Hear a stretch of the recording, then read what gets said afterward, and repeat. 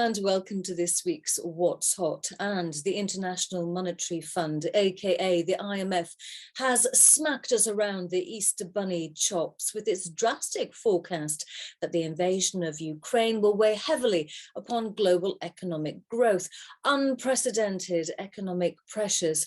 And then we had the energy bosses advising a group of MPs that it's going to be horrific.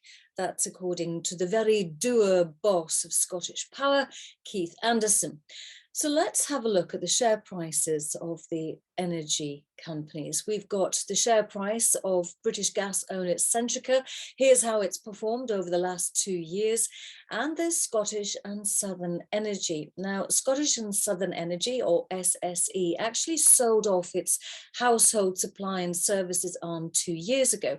It's now a renewable power generator and network operator, and apparently it's in advanced talks to buy Siemens Games's wind farm development unit, according to trusted sources and according to other trusted sources. Well, in fact, we know that entrepreneur Elon Musk has built a substantial stake in Twitter. That's the platform that you might be watching this video on. Well, he built up a substantial stake, and last week he offered $43 billion for the social media platform. That's been rejected, and he's now hinting at a potentially hostile bid.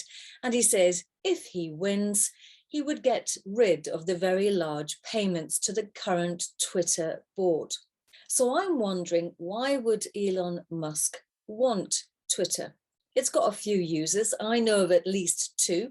That's you and I. But he's all about 360-degree, fully immersive experiences that touch every aspect of one's life. Well, speaking of touching, my bushes need trimming. It's that time of year. However, the birds are nesting, so I'll have to do the hedge manicure later, which brings me to DeepVerge. This is a company that's just come into my investor stream of consciousness.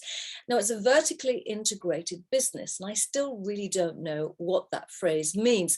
However, it is involved with artificial intelligence, clinical research, medical devices, and life sciences.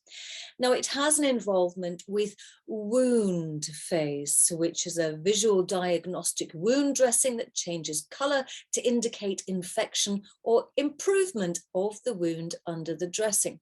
Now, it might be needed if I become one of those chainsaw statistics when I do eventually get round to sorting out my bushes. Well, in other news, Sensyne Health is talking about delisting from the stock market after having financial troubles, putting itself up for sale, sacking the boss, who is in denial, according to his Twitter profile.